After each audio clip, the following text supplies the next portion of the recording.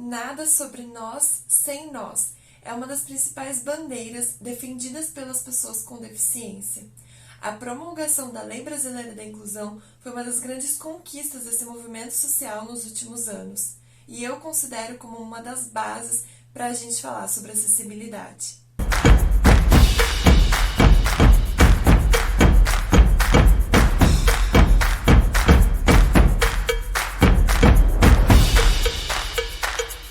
Oi, o meu nome é Carolina Frigieri, eu sou arquiteta e urbanista e estou me especializando na área de acessibilidade e desenho universal. Mas antes de ir para o conteúdo propriamente dito, eu vou fazer a minha audiodescrição. Eu sou uma mulher branca, gorda e alta. Eu estou sentada numa cadeira gamer na cor preta, com detalhes em cinza. Eu estou usando uma blusa de manga curta, numa cor azul bem clarinha, com alguns pontinhos coloridos. O meu cabelo e os meus olhos são um tom de castanho bem escuro, meu cabelo é ondulado, na altura um pouquinho abaixo dos ombros. Atrás de mim tem uma parede amarelinha num tom muito claro. Do meu lado direito tem uma porta de madeira. Do meu lado esquerdo tem uma mesa também de madeira e em cima dessa mesa tem um quadrinho preto com uma frase com letras coloridas e um vaso de planta na cor amarela bem viva. Para você poder se situar, eu vou começar contando um breve histórico de como que a Lei Brasileira da Inclusão surgiu. Vou apresentar os principais pontos, as principais revoluções que essa lei trouxe e, por fim, vou fazer uma conexão com o meu local de fala, com a minha área de atuação, que é a arquitetura e o urbanismo. Em dezembro de 2006, após 4 anos de elaboração, a versão final da Convenção sobre os Direitos das Pessoas com Deficiência foi aprovada em uma sessão solene da Organização das Nações Unidas, a ONU. No ano seguinte, em 2007, 85 países, entre eles o Brasil, assumiram o compromisso de respeitar os direitos das pessoas com deficiência e trabalhar para que eles fossem garantidos. Essa convenção não cria novos direitos, mas sim especifica, detalha quais são eles e como eles devem ser cumpridos, além de apresentar definições essenciais para avançarmos nas discussões que se referem às pessoas com deficiência. No entendimento da ONU, que passou a ser um entendimento universal, deficiência é um conceito em constante evolução e é resultado da interação entre as características de uma pessoa e os obstáculos do ambiente que impedem a sua plena participação na sociedade.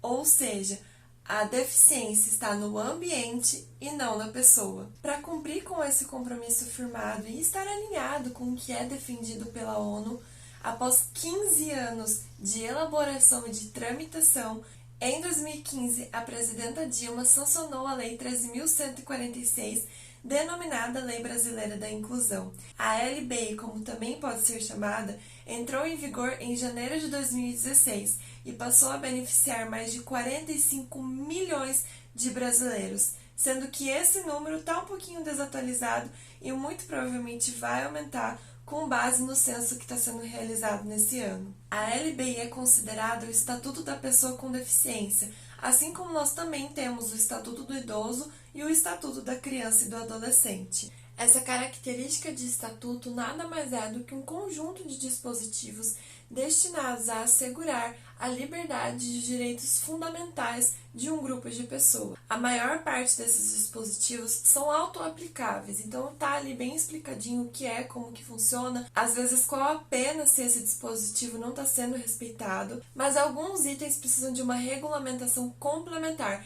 como, por exemplo, o decreto que eu já comentei lá no blog e no Instagram, que trata a respeito das obrigações das construtoras de garantir a acessibilidade, em apartamentos. Eu vou deixar o link aqui do blog se você quiser dar uma olhadinha depois. A LBI traz dispositivos referentes a diversos temas e outras leis, como, por exemplo, os códigos eleitoral, civil, defesa do consumidor, leis trabalhistas e até mesmo o Estatuto das Cidades. A LBI também traz diversas definições importantes, como, por exemplo, a própria definição de pessoa com deficiência, cuja definição é a seguinte: aquela que tem impedimento de longo prazo de natureza física, mental, intelectual ou sensorial, o qual, em interação com uma ou mais barreiras, pode obstruir sua participação plena e efetiva na sociedade em igualdade de condições com as demais pessoas.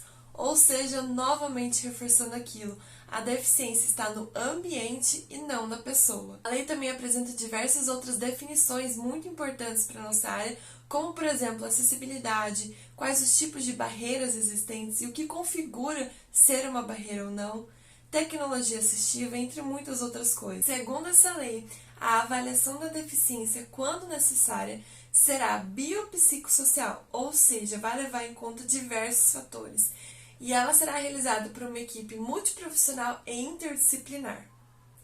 Toda pessoa com deficiência tem direito à igualdade de oportunidades com as demais pessoas e não poderá sofrer nenhum tipo de discriminação.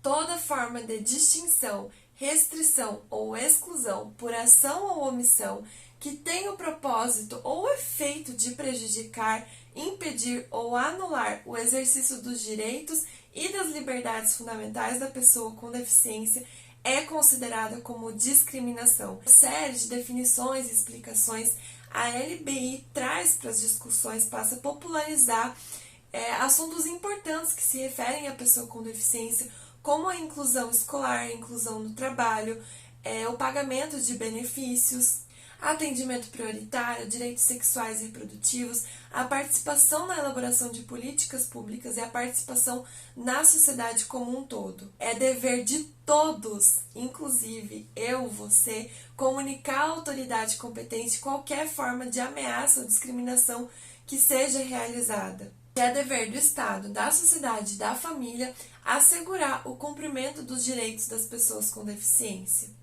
Trazendo para a nossa esfera da arquitetura e do urbanismo, o artigo 53 trata: a acessibilidade é um direito que garante à pessoa com deficiência ou com mobilidade reduzida viver de forma independente e exercer os seus direitos de cidadania e participação social. Parágrafo 1. Desenho universal será sempre tomado como regra de caráter geral. Parágrafo 2. Nas hipóteses em que comprovadamente o desenho universal não possa ser empreendido, deve ser adotada uma adaptação razoável. Ou seja, desenho universal, aqueles 7 princípios que eu já expliquei aqui no blog, no Instagram, devem ser a base para a elaboração de qualquer tipo de projeto. E caso você duvide quando eu falo que existe uma obrigação de praticar, de cumprir as normas de acessibilidade nos espaços de uso comum e coletivo, é só você dar uma olhadinha nos artigos 56, 57 e 58 da Lei Brasileira da Inclusão. A acessibilidade não deixa de ser aplicada no nosso país por falta de legislação. O Brasil tem um respaldo legal muito avançado com relação a diversos outros locais do mundo. E eu acredito que ela deixa de ser aplicada pela falta de consciência, desde a formação dos arquitetos e urbanistas, quanto da própria sociedade. Nós temos a tendência de acreditar que estamos imunes às inúmeras possibilidades da vida. Acreditamos que não estamos suscetíveis a depender da acessibilidade para conseguir sair de casa, para conseguir se locomover no futuro. Sendo que mesmo que eu não seja diagnosticada com uma doença crônica, uma doença degenerativa, que eu não sofra um acidente e fique com sequelas, eu estou envelhecendo a cada dia e você também. Nós estamos todos envelhecendo, estamos vivendo cada vez mais e o número de idosos no nosso país é cada vez maior. Nós nos acostumamos a viver em cidades projetadas e construídas com o famoso jeitinho brasileiro.